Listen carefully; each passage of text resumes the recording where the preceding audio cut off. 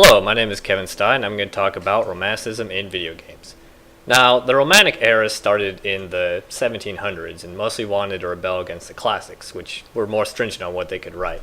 So the Romantics decided to embrace these sorts of ideals to make some better form of literature. The Romantics believed in the idealization of childhood, that when a child was born, they didn't have any sort of experiences, and that life sort of built upon them, as was seen later in Freud's work when he decided to deal with children. In class, we discussed Frankenstein, who had a good childhood, but then by the end kind of fell apart. This ideal can be seen in the game BioShock, where the Little Sisters are the main resource. The Little Sisters are so important that the Big Daddies seen here are used to protect them in a way to symbolize how children need to be nurtured and develop normally. In the game, you can choose to harvest the Little Sisters to gain more power, or to save them to get a more morally fit ending. The Romantics also stressed imagination to help promote more unique individuals, that everyone could kind of have their own world inside of their head. It also helped to rebel against the classical era when you could only really talk about religion. Frankenstein used this imagination to help create the idea of making his monster. Imagination is used in the game Minecraft, where the entire world is editable, so you can literally just make and be whatever you want. The world is very expansive with different kinds of materials so that you can create anything you want, from some people who made Helm's Deep to an actual working computer to the Enterprise. To build off of imagination, individuality was also stressed by the Romantics, that you could have your own sort of little self, as also seen later in Freud's work. This increased a lot more with the Industrial Revolution, when everyone just kind of seemed so similar, so people like Keats wanted to go and make a name for themselves. Individuality is seen in the game Portal, where you start the game off just as a regular lab rat who's going around testing this portal gun device. Later in the game, you decide that you don't want to just be another lab rat, so you decide to rebel and explore what the underbelly of this testing facility really is about, as opposed to just running the course. Intuition was an idea that was really just used in so many works, like Frankenstein, who believed that it was his destiny to create this monster and make an impact, along with Keats, how he believed it was his destiny to go off and become a famous poet and create these paradoxes. Although they feel weird, in your gut you just know that they're right.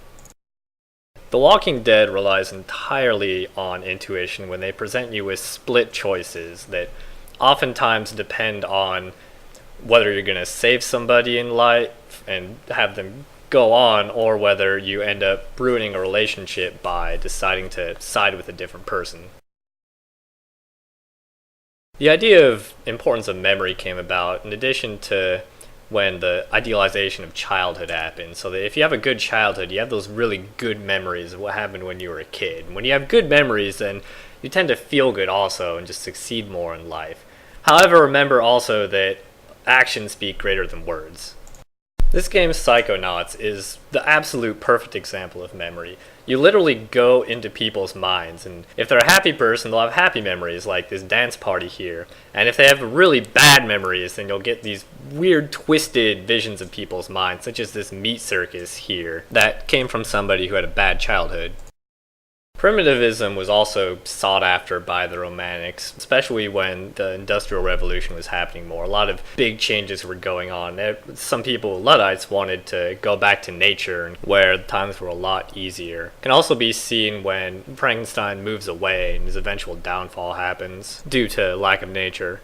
Final Fantasy X shows this want of primitivism by creating this monster, Sin, that gets created because people are hedonistic and using technology.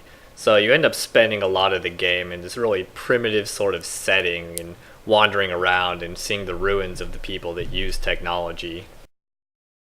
There was also sort of this contrast between rural and urban, where people sort of started realizing that nature, you got a lot more out of nature than kind of being in the hustle and bustle of civilization, that nature had these sort of godly powers. We saw this when we read Wordsworth Tintern Abbey, and he just had such an enlightenment out there in this naturist area. The game Metal Gear Solid recognized this rural-urban dualism. Their earlier games had a very urban environment, but one of their most recent games, Snake Eater, decided to have a more rural environment in the jungle to create new situations of survival and stealth to create a new gameplay experience. While in nature, it helps to be more secluded so that you can have a lot of time to yourself and to get kind of a true sense of like the human condition in general, and hope to achieve a greater enlightenment when really reflecting on them, as seen again in Tintern Abbey when Wordsworth had his great realization out in nature. In Shadow of the Colossus, you're basically alone for the entire game. You're hunting these 16 colossi. However, it takes a long time to go out and find them, so you end up spending a lot of time riding around on your horse and observing the environment as it is and kind of reflecting on your own sort of inner peace.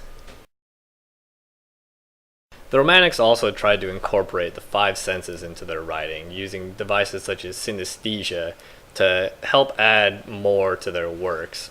Keats recognized this and used it to make just layers upon layers for his different works. However, for it to be truly effective, you have to have faith in the senses.